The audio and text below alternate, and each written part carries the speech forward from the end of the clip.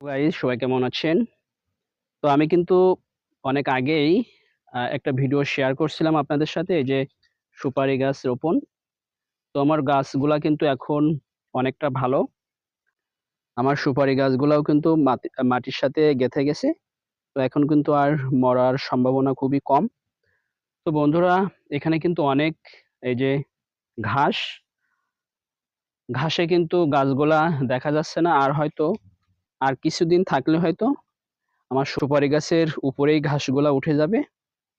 তো আমি এই ঘাসগুলা কিন্তু আমার গরুর খামারে, গরুর খাবার হিসেবে ব্যবহার করি। তো দেখেন এখান থেকেও ঘাস কাটা। তো ঘাস কাটার আহ ৫ বা ১০ থেকে ১৫ দিনের ভিতরেই আবার ঘাসগুলা বড় হয়ে যায়। আর এইগুলা সম্পূর্ণ আমার দেশি ঘাস। তো এক ক্ষেতে ঘাস এবং ফল গাছ। তো আপনারা কিন্তু এভাবে সুন্দর করে পরিকল্পিতভাবে আপনারা খামার করতে পারেন। তাহলে সে খামারে আহ লাভজনক হবে। তো বন্ধুরা সবাই ভালো থাকেন, সুস্থ থাকেন। আল্লাহ হাফেজ সবাইকে।